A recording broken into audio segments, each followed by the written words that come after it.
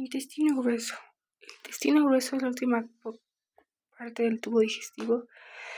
Se extiende desde el ilion hasta el ano. El ilion no desemboca en el extremo del intestino grueso, sino un poco por encima de este, inferior al orificio de comunicación entre el intestino delgado y el grueso, de un fondo de saco denominado ciego. El ciego es seguido por el colon. Este asciende verticalmente hasta la cara visceral del hígado, denominándose aquí colon ascendente. En este punto se acoda formando la flexura cólica derecha. Se dirige casi transversalmente de derecha a izquierda hasta el extremo inferior del vaso. Se denomina colon transverso. Se acoda en una segunda vez inferior al vaso, formando la flexura cólica izquierda y desciende verticalmente hasta la fosa ilíaca izquierda, denominándose ahora colon descendente. Inferior del colon descendente, el intestino grueso se dirige a través de la fosa ilíaca izquierda y la pelvis menor hasta la altura de la tercera vértebra sacra, recibido aquí el nombre de colon sigmoideo. El colon sigmoideo tiene continuidad con el recto y el conducto anal, que se abre al exterior por el ano. El intestino grueso desde 1.5 por término medio. Calibre disminuye ya del ciego al ano. Su diámetro mide de 3 a 8 centímetros en el origen del colon descendente, de 5 centímetros en el colon transverso y de 3 a 5 centímetros en el colon descendente.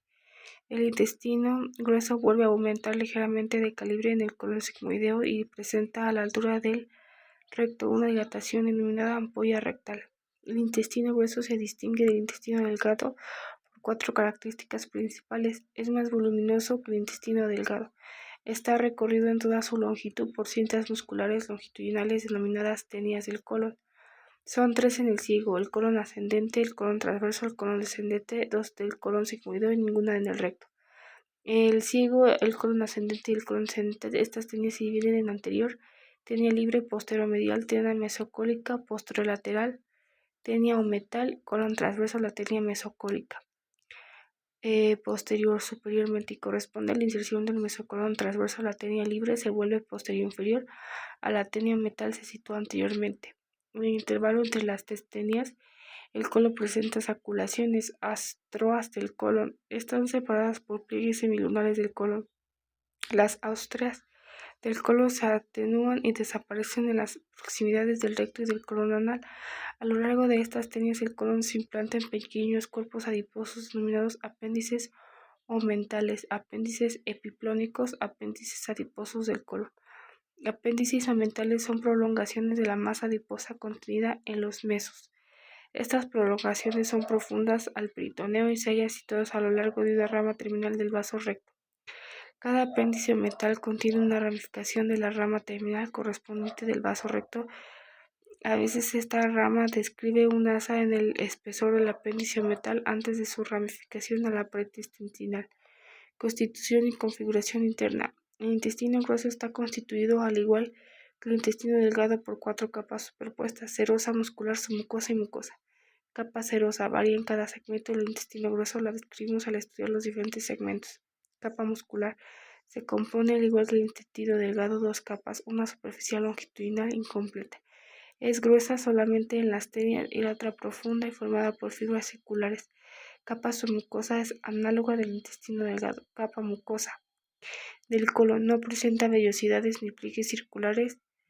Está elevada por los pliegues semilunares del colon, crestas o válvulas cólicas, que corresponden a los surcos de la superficie externa y limitan las austrias. Ciego y apéndice vesiforme. El ciego es la parte del intestino grueso situada inferiormente, transversalmente, tangentemente al borde inferior del orificio que pone en comunicación al intestino delgado con el grueso. El ciego debe considerarse un apéndice o divertículo del intestino grueso que se halla ausente en ciertos mamíferos. Su ausencia ha sido constatada una vez al hombre por velluda. Por tanto, el límite superior del ciego debe corresponder al borde inferior y no al borde superior del orificio ileal iliocecal. Forma y dimensiones. El ciego tiene forma de un saco abierto superiormente, mide aproximadamente 6 centímetros de altura y de 6 a 8 de anchura. Está normalmente situado en la fosa ilíaca derecha. Inferior al fondo, ocupa el ángulo formado por la fosa ilíaca y la pared abdominal anterior. Su dirección es obliqua, inferior, medial, anteriormente. A veces el ciego está situado en la parte superior de la fosa ilíaca y otras incluso está transversalmente en sentido anterior a la región lumbar y al riñón. Se encuentra en situación alta, a veces desborda medialmente el músculo psoas mayor y los vasos ilíacos externos, se inclina hacia la cavidad pélvica y desciende por esta. Se encuentra entonces en situación baja. Resulta de la detención del desarrollo del colon ascendente. La situación baja es consecuencia de un desarrollo exagerado. El ciego presenta cuatro caras: anterior, posterior, lateral y medial, en el extremo superior o base, el cual tiene continuidad con el colon ascendente, en un extremo inferior o fondo que es libre y redondeado. Superior a la cara medial se halla el orificio desembocadura del intestino delgado. La porción terminal del ilion forma el ciego del ángulo agudo abierto hacia abajo y a la izquierda, denominado flexura iliocecal, a 2 o 3 centímetros. Se implanta el apéndice vesiforme. De este punto de implantación, tres ténias del intestino grueso, una libre, anteriormente una curva cóncava superior medial y ascendente. La segunda tenia metal es la cara posterior de una curva análoga de la tenia libre y ascendente sobre todo el lado posterolateral del ciego. La tenia mesocólica discurre posterior al orificio iliac y la tenia mesocólica del colon ascendente. Estas tenias se hallan las astroas. Dispuestas en hileras igual, aumenta el volumen bajo la presión y el contenido intestinal, pero crecen desigualmente. Las astroas anteriores son las que aumentan una de las constituciones del fondo ciego. Cara anterior. El ciego corresponde a la pared abdominal anterior, o bien, si está poco distendido, se halla separado de ella por las asas intestinales. Cara posterior. La cara posterior está picada sobre las partes blandas que ocupa la fosa ilíaca. Estas están dispuestas desde la cavidad peritoneal hacia la superficie de 5 planos distintos. El peritoneo parietal, una capa celuloadiposa subperitoneal que tiene continuidad con el tejido subperitoneal y la parte abdominal y la anterior llena a lo largo del ligamento inguinal. El espacio prismático triangular denominado espacio retroinguinal. La existencia de este espacio se debe a que el peritoneo parietal refleja una pared inguinal triangular denominado espacio retroinguinal. A cierta distancia del ligamento inguinal representa la arista del triángulo diedro formado por la fosa ilíaca y la pared abdominal anterior. La fosa ilíaca se fija posteriormente a la cresta ilíaca, se adhiere anterior a la vaina de los vasos ilíacos externos, inferior al ligamento inguinal, se continúa superior sobre el músculo psoas mayor, los nervios cutáneo femoral lateral y genitofemoral. Una capa celuloadiposa subfacial entre la fosa ilíaca y el músculo está separada en todas partes por la fosa ilíaca. El tejido celuloadiposo y subperitoneal contiene el nervio femoral. Cara lateral. Esta cara está en relación con las partes blandas de la fosa ilíaca inferiormente y con la pared lateral del abdomen superiormente. Cara medial. Está en contacto anterior y superior a los vasos con las caras asas intestinales y más en concreto con la terminación del ilion. Extremo inferior o fondo. Inferior o fondo del ciego ocupa el ángulo de la unión de la fosa ilíaca con la pared abdominal anterior. Las relaciones del ciego y del peritoneo se estudian asimismo al tiempo que el apéndice vesiforme. El apéndice vesiforme es una prolongación del ciego que nace de su pared medial 2 o 3 centímetros inferior al orificio iliac. Mide de 7 a 8 centímetros de longitud y de 4 a 8 milímetros de diámetro. Es un apéndice de segmento terminal de calibre reducido y es primitivo, y su implantación al principio del extremo del ciego, así todavía en el recién nacido. A continuación se desplaza gradualmente la pared medial debido al desarrollo de la pared lateral. El apéndice vesiforme representa una forma de tubo cilíndrico flexuoso. Esta cavidad está cilíndrica. El ciego posteriormente un orificio provisto en ciertas ocasiones de repliegue mucoso. El apéndice se dispone con la relación del ciego a lo largo de la cara. Lo más frecuente es que descienda a lo largo de la cara medial del ciego. Es una situación descendente normal. A veces se dirige siguiendo una dirección oblicua transversal por la cara anterior del ciego. Situación presecal, y por la cara posterior situación retrocecocólica. A veces bordea a la izquierda, derecha al fondo del ciego y asciende en la cara lateral, que es la situación subsecal. Finalmente puede dirigirse oblicua transversalmente en sentido medial e inferior al colon y se sería una situación medial. Esta situación normal corresponde a la cara lateral medial del ciego y medialmente con las asas intestinales. El peritoneo seco apendicular a la altura de la flexura iliocecal, las dos hojas de los extremos inferiores del mesenterio continúan una cara por la cara anterior y otra por la cara posterior del ciego y envuelven dicho órgano, así como el apéndice vesiforme. Las dos hojas peritoneales tienen continuidad una con la otra en la cara lateral, de manera el fondo del ciego, así como uno de los bordes del apéndice vesiforme, de tal manera que el ciego y el apéndice vesiforme están rodeados por el peritoneo y son biliares dentro de la cavidad abdominal. El peritoneo seco-apendicular está elevado en ciertos puntos por los vasos que dirigen al ciego y al apéndice. De ellos resultan pliegues y depresiones dispuestos de la manera siguiente. La arteria cecal anterior cruza el ángulo comprendido entre la cara posterior del ilion y la del ciego. Eleva el peritoneo seco-apendicular formado por el pliegue cecal vascular que se extiende desde la cara anterior del mesenterio hasta la cara anterior del ciego. La arteria apendicular se dirige al apéndice vesiforme pasando posterior al ilion. Forma de la misma manera el mesoapéndice, que se dirige desde la cara posterior del mesenterio hasta el borde superior del apéndice vesiforme. Finalmente, a la arteria apendicular suministra algunas veces una rama recurrente, que se dirige desde el borde superior del apéndice vesiforme hasta el ilion. Esta rama también eleva el peritoneo en forma de un pliegue iliocecal inconsciente, que extiende desde el apéndice vesiforme hasta el ilion. Estos tales pliegues determinan la formación de dos recesos. Uno, denominado receso iliocecal superior, está situado posterior al pliegue cecal vascular anterior de la flexura iliocecal, y el otro, receso iliocecal inferior inconstante, está comprendido entre el pliegue iliocecal anteriormente y el mesoapéndice posteriormente.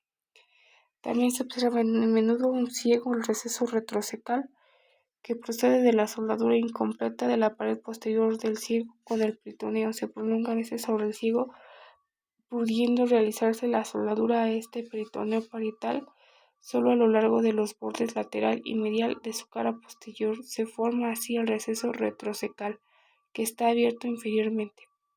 A menudo el mesoapéndice está unido al ligamento ancho del útero por medio de un pliegue peritoneal denominado ligamento apendiculovárico. Este no contiene vasos linfáticos que unan a las redes del apéndice vesiforme con las del ovario. Vasos y nervios. Las arterias del ciego son las arterias cecales anterior y posterior, ramas de la arteria iliocólica. El apéndice vesiforme está irrigado por la arteria apendicular. Suele originarse de la rama arteria cecal posterior, a veces de la arteria iliocólica. Las venas del ciego son satélites de las arterias y tributarias de la vena mesentérica superior. Los vasos linfáticos del ciego siguen el trayecto de los vasos sanguíneos, atravesando a menudo pequeños nódulos linfáticos precales y retrocecales. Los linfáticos del apéndice se dirigen también a los nódulos linfáticos iliocólicos, después de haber atravesado algunos nódulos que contiene a veces el mesoapéndice. Los nervios del ciego proceden del plexo celíaco por medio del plexo mesentérico superior. Colon descendente. Está comprendido entre el ciego y la flexura cólica derecha, por tanto su longitud y sus relaciones varían según el ciego, normal, alta o baja.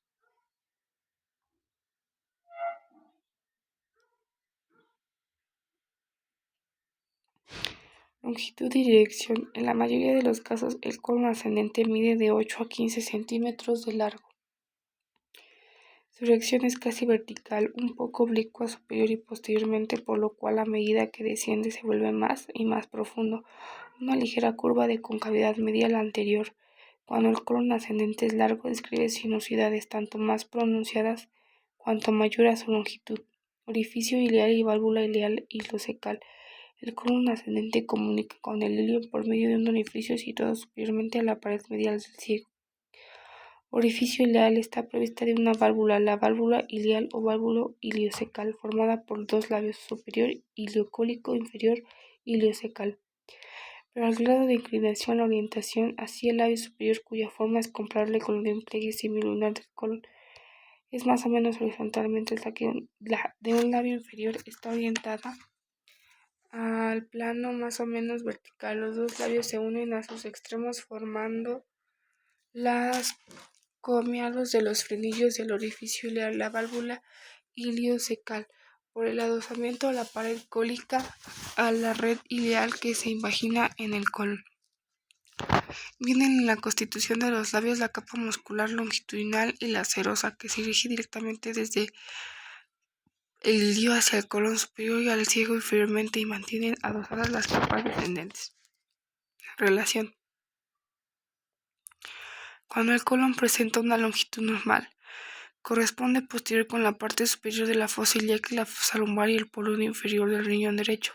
Sin embargo, está separado de la fascia ilíaca y de la fasa del músculo cuadrado lumbar, del riñón y de la fascia renal por una hoja de tejido celular bastante denso, que contribuye a una fascia de adosamiento resultante de la unión de la hoja peritoneal posterior del colon y mesocolon ascendente al peritoneo parietal. Generalmente, cuando el desarrollo del peritoneo finaliza, este cubre solo la cara anterior del colon ascendente y lo aplica a la pared.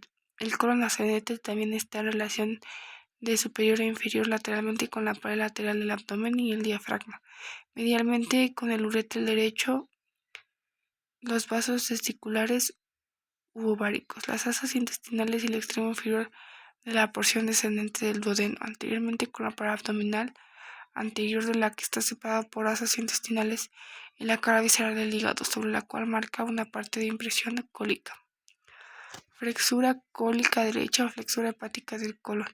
El colon ascendente tiene continuidad con el colon transverso formando la flexura cólica derecha, flexura hepática del colon. Habitualmente, esta flexura es aguda, está orientada en un plano vertical oblicuo anterior y medialmente. Su abertura se orienta anterior, inferior y medialmente, lo cual se debe a la oblicuidad superior y posterior del colon ascendente y a la dirección oblicua en sentido anterior, medial, ligeramente inferior al extremo derecho del colon transverso. Sin embargo, la flexura cólica derecha puede presentar un ángulo muy agudo, recto, obtuso o incluso muy obtuso. Esta última variedad se observa cuando el ciego se halla en extensión alta con ausencia completa o casi completa de el colon ascendente. Esta flexura cólica derecha está situada en el espacio angular inferiormente comprimido entre el riñón derecho y posterior al hígado, anteriormente en relación posterior con la mitad del tercio inferior del riñón derecho, por medio de la fascia renal que resulta de la soldadura del peritoneo cólico con el peritoneo parietal, que solo rodea su polo inferior. El colon no asciende anterior al riñón derecho. La flexura cólica derecha también se relaciona anteriormente casi frente al extremo anterior de la décima costilla con la cara visceral del hígado, sobre la parte de la impresión cólica, medialmente con la porción descendente del duodeno. A veces existe otro pliegue del peritoneo, une a la flexura cólica derecha con el hígado y la vesícula biliar. Se trata del ligamento hepatocólico. Este ligamento es una dependencia del aumento menor. Colon transverso. El colon transverso se extiende de derecha a izquierda, el colon ascendente hasta el colon descendente. Su longitud varía entre 40 y 80 centímetros, mide 50 centímetros por término medio. División y dirección. El colon transverso se puede distinguir dos partes, una derecha y otra izquierda, cuya zona limítrofe se halla ligeramente a la derecha de la línea media sobre el borde medial de la porción descendente del duodeno. La parte derecha es fija y se aplica sobre la pared y se dirige oblicuamente en sentido anterior, medial un poco inferior. La parte izquierda, más larga que la derecha, es móvil y unida a la pared del mesocolon transverso. Superiormente, en definitiva, el colon transverso se describe en su conjunto como una asa cóncava posterior y superior. El vértice del asa corresponde aproximadamente a la línea media. Su extremo izquierdo está siempre más alejado que su extremo derecho. Las variaciones son numerosas, consisten sobre todo en una mayor longitud de la porción móvil del colon transverso. Relaciones. Anteriormente está en relación con el hígado en su extremo derecho. En todo el resto de su extensión se corresponde con la pared abdominal que se extiende por la cara anterior del segmento izquierdo o del móvil transverso, en contacto con el hígado superiormente. El borde curvatura mayor del estómago hasta el extremo del vaso. Además se apoya sobre la parte lateral de la cara inferior del cuerpo del páncreas y produce la impresión cólica. Posteriormente y fijo se aplica a la derecha y a la izquierda sobre el riñón derecho. Sobre la porción descendente del duodeno, el segmento móvil ácido, la pared del mesocolon transverso se apoya de derecha a izquierda sobre la cabeza del páncreas y la porción horizontal del duodeno, seguidamente sobre la porción ascendente del duodeno, las asas intestinales y la parte media de la cara anterior del riñón izquierdo. Inferiormente el colon transverso se corresponde con las asas intestinales. Mesocolon transverso. La disposición del peritoneo diferente en el segmento fijo y el segmento móvil del colon transverso eh, fijo. El mesocolon es ancho, muy corto y mantiene la parte correspondiente del colon transverso estrechamente unida a la pared. A la izquierda, porción descendente del duodeno, mesocolon se alarga. Dicho alargamiento persiste hasta la vecindad de la flexura cólica izquierda. El mesocolon disminuye nuevamente a la altura y tiene continuidad con el ligamento frenólico izquierdo. Su altura media máxima entre 10 y 15 centímetros. Presenta dos bordes, parietal y visceral, y dos caras. Un borde parietal cruza sucesivamente la porción descendente del duodeno y la cara anterior de la cabeza del páncreas. Pasa superior a la flexura duodeno-yeyunal y bordea la arista que separa las caras anterior e inferior del cuerpo del páncreas. Termina en el diafragma inferior al vaso, donde se confunde con la inserción frénica del ligamento frenocólico izquierdo. El borde visceral se fija al asa cólica. Las mismas inflexiones que está la cara superior forman la parte inferior y la pared posterior la bolsa metal. Se debe al mesocolon transverso definitivo. Está formado por el mesocolon transverso primitivo, soldando la parte correspondiente del mesogastrio dorsal, que ésta en realidad constituye la pared posterior de la bolsa metal. La cara inferior descansa sobre las asas intestinales. El mesocolon transverso contiene entre sus hojas, cerca a su borde visceral, la arteria marginal del colon, que se anastomosa a las arterias cólicas derecha e izquierda. Algunas veces está recorrido de superior a inferior en parte media por una rama arterial inconstante. La arteria cólica media, aumento mayor o epiplón mayor. El colon transverso está unido al estómago por medio de un pliegue peritoneal denominado aumento mayor o epiplón mayor. El aumento mayor desciende desde el estómago hacia la pelvis, anterior al intestino y posterior a la pared abdominal. Es irregularmente cuadrilátero, bien presenta la forma de delantal con el borde inferior libre y convexo. Su aspecto, su espesor y su constitución varían con la edad. El niño y el aumento mayor es delgado, infiltrado de grasa a lo largo de los vasos, es delgado hasta el pubis, pero a veces solo se forma un estrecho ribete a lo largo inferiormente al colon transverso. Está unido al diafragma y a la altura de las flexuras cólicas por los ligamentos frenocólicos, cuyo modo de formación hemos indicado más arriba. Que el aumento mayor está constituido en su origen por el repliegue del mesogastrio dorsal en forma de saco. Esta cavidad es un divertículo de la bolsa metal que se oblitera en el curso del desarrollo por la soldadura de las láminas que lo limitan. La soldadura, que progresa de inferior a superior, se detiene a cierta distancia de la curvatura mayor del estómago, de tal modo que la bolsa metal de cierta distancia, la curvatura mayor del estómago, desciende por la parte superior del aumento mayor. La altura de esta prolongación aumenta de derecha a izquierda. A la derecha, la cavidad se detiene superiormente al colon transverso en la mitad izquierda. Desciende hasta el colon transverso un poco inferior a este. La pared anterior del receso metal contiene en su espesor 1 a 1.5 centímetros de la curvatura mayor del estómago, nódulos linfáticos y vasos gastromentales, cuyas ramas descendentes se dirigen al aumento mayor. Flexura cólica izquierda o flexura esplénica del colon. La flexura cólica izquierda o flexura esplénica del colon, formada por la unión del colon transverso y el colon descendente. Esta flexura formada al ángulo agudo en un ángulo mucho mayor que la flexura cólica derecha, ya que en el extremo izquierdo del colon transverso, que es oblicuo superior y posteriormente se aduce a la cara anteromedial del segmento correspondiente del colon descendente. Está orientada en un plano vertical casi anteroposterior. Es bien poco oblicuo anterior y medialmente. Relaciones. Esta parte más alejada de la línea media, la flexura cólica derecha, y rebasa parte del riñón izquierdo y se adhiere al diafragma. Está unido por el ligamento frenocólico izquierdo. Está también situada más profunda la flexura cólica derecha, comprendido entre la parte lateral del riñón y la parte final que la flexura derecha, sobre la flexura cólica izquierda y el ligamento frenocólico izquierdo. La cara superior de esta descansa el vaso. La flexura cólica izquierda está en relación anteriormente con la curvatura mayor del estómago, pero rebasa a la izquierda y se apoya el diafragma. Se corresponde a la izquierda del estómago con la parte izquierda del espacio semilunar. Colon descendente. Empieza la flexura cólica izquierda y termina en el lado izquierdo, abertura superior de la pelvis. Continúa con el colon sigmoideo, más profundamente situado, de menor calibre, y del colon ascendente desciende más o menos vertical por el canal comprendido entre el riñón y la pared abdominal. Su longitud media es de 12 centímetros.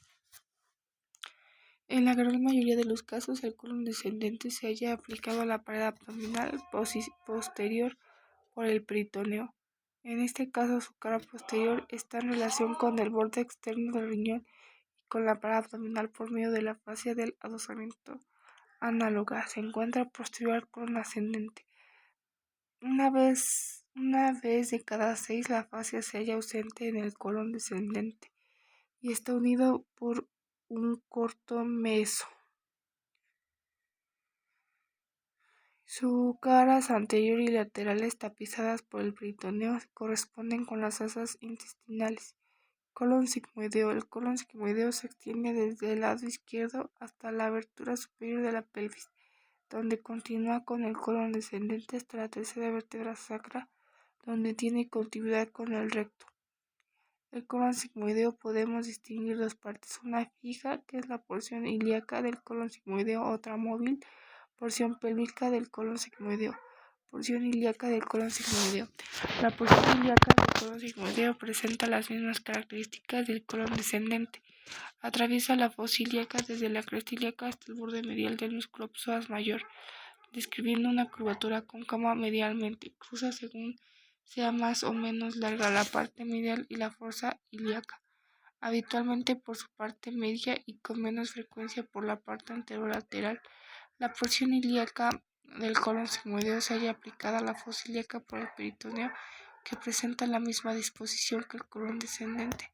Este reviste las caras anterior y lateral de esta porción del colon sigmoideo, que su cara posterior está separada por el músculo iliopsoas por una fascia de adosamiento en continuidad con la que se forma posterior el colon descendente.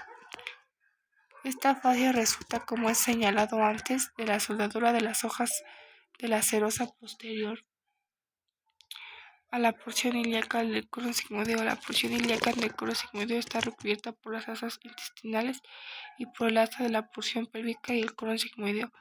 Porción pélvica comienza del sigmoideo asa sigmoideo. Comienza a la altura del borde medial del músculo psoas mayor izquierdo y tiene continuidad con el recto a la altura de la tercera vértebra sacra. Forma una asa cuya situación y relaciones movilidad varían con la longitud del colon sigmoideo. Porción pélvica. El colon sigmoideo normal.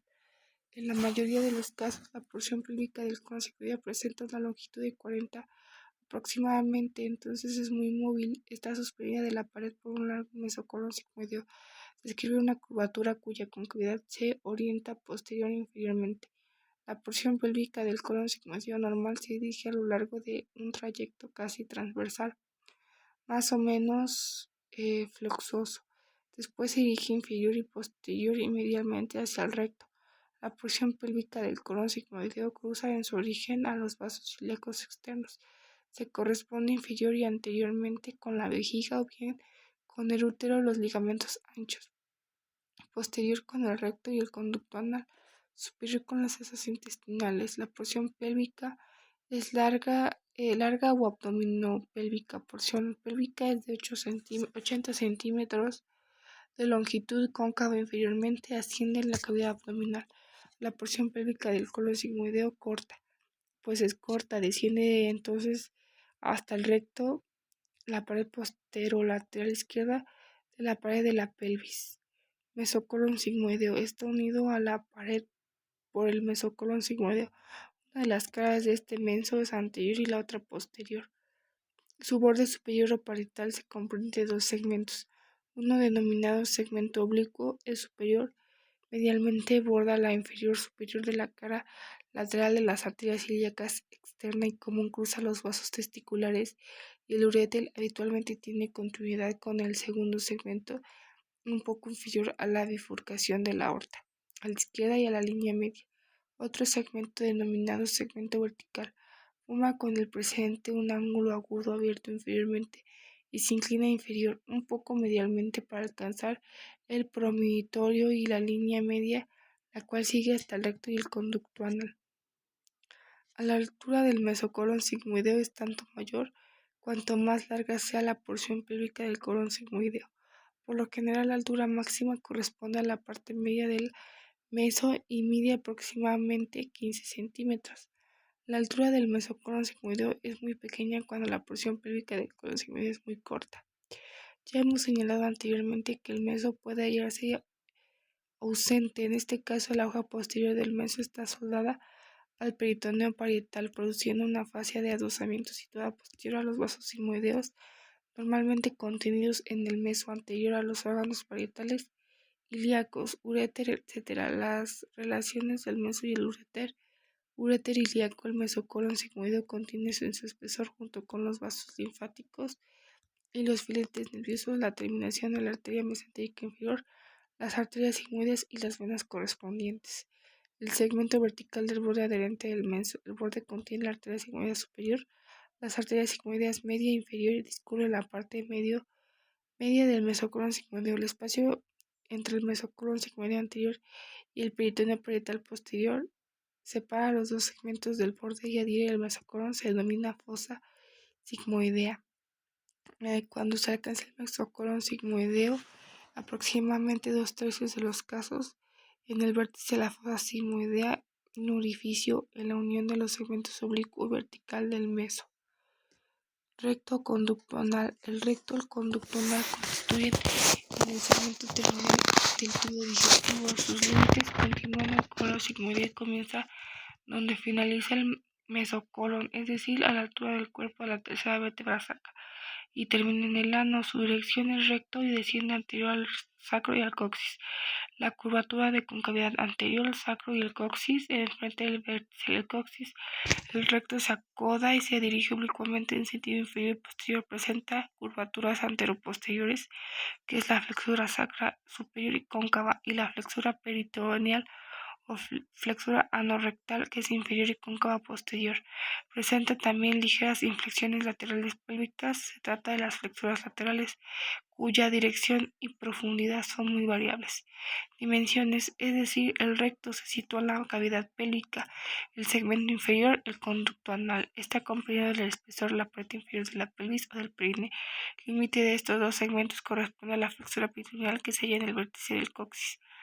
De 12 a 15 centímetros, de 10 a 12 centímetros corresponden entre 2 y a 3 al conducto anal. Su configuración externa y calibre. El estrecho superior de la unión del colon sigmoideo, cuando medialmente está distendido en el adosamiento y forma de gradual para terminar. La dilatación denominada ampolla rectal. Las paredes del recto son muy extensibles. La ampolla rectal puede ocupar toda la anchura de la cavidad pélvica. Configuración interna. La superficie del recto está recorrida por estrias longitudinales formadas por las haces de las fibras de la capa muscular superficial. Está excavada en sus caras laterales por surcos poco profundos. Configuración interna. Cuando el recto se halla vacío, hay pliegues mucosos longitudinales que desaparecen con la distensión. Estos pliegues temporales, los rectos pliegues permanentes semilunares y orientados transversalmente, denominados pliegos transversales del recto. El conducto anal, las comisuras anales y las válvulas anales, las columnas anales, elevaciones longitudinales generalmente de 6 a 8. Dan 1 centímetro de longitud, cada una de ellas tiene forma de pirámide triangular o de rodete que adelgaza su extremo superior o vértice mientras se ensancha en su extremo inferior o base. Las relaciones del recto. Vaina fibrosa. Está rodeada por la vaina fibrosa superior al peritoneo, inferiormente por una hoja fibrosa. Mesocolon sigmoideo, anteriormente sobre la vejiga, lateralmente sobre la pared lateral de la pelvis menor. El fondo del sacro formado por la reflexión de la peritoneo recibe anteriormente el nombre de excavación retrouterina. El fondo del sacro retrouterino de la mujer. Excavación retrovesical. El fondo retrovesical en el hombre. Continúa por cada lado un fondo sacro-lateral cuya profundidad disminuye gradualmente de anterior a posterior, la parte de declive 7 centímetros superior al ano.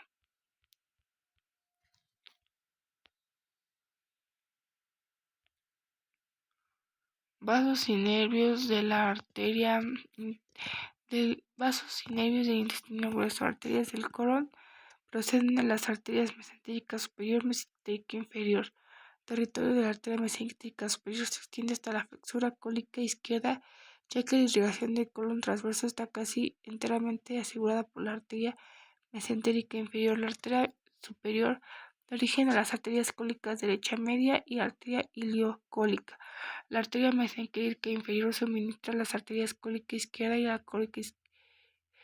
cólica izquierda inferior. A esta última se divide las tres arterias sigmoideas. Cada una de las arterias cólicas o de las arterias sigmoideas se bifurca en las proximidades del colon y las dos ramas de bifurcación se anastomosan con las de las arterias vecinas. Se forma así a lo largo de todo el intestino grueso un arco arietal paracólico que recibe el nombre de arteria marginal del colon, arteria yuxtacólica. El arco marginal a lo largo del colon transverso. El arco paralórico se prolonga hasta el recto por medio de la anastomosis que une la última arteria sigmoidea y la arteria rectal superior izquierda a la parte inferior de la arteria mesentérica inferior. Un arco de segundo orden frente a la flexura cólica derecha, mientras que una normalmente se observan en la serie de arcos del colon sigmoideo. Los vasos del recto se dividen en vasos largos y vasos cortos.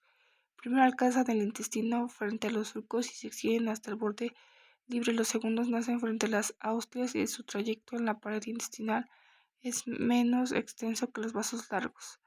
Los vasos del recto se anastomosan muy abundante a la pared intestinal, sobre todo en la región del borde libre. Las arterias del recto son arterias rectales superiores, medias e inferiores.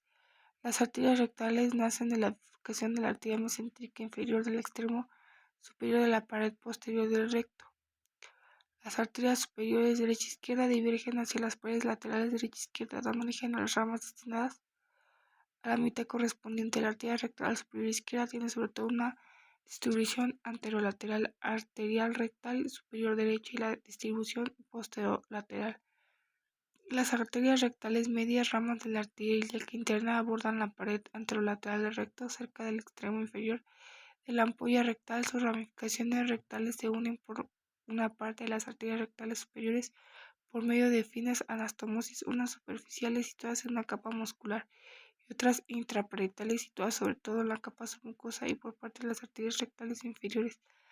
Las arterias rectales inferiores son de una de tres cada lado y nacen de la arteria pudenda interna. Venas. La arteria sacra media suele suministrar todo el recto, algunas ramificaciones muy delgadas. Venas del colon. Las venas del colon están dispuestas como las arterias a las que las acompañan. Desembocan en la vena porta hepática por medio de las venas mesentérica superior e inferior. Venas del recto también reciben el nombre de venas rectales. Siguen aproximadamente el mismo trayecto que las arterias. Las venas rectales superiores desembocan en la vena porta hepática por medio de la vena mesentérica inferior. Las venas rectales medias e inferior se dirigen hacia la vena cava inferior por medio de las venas ilíacas internas. Estas venas nacen de un denso plexo submucoso, continuando con estos tres grupos de venas.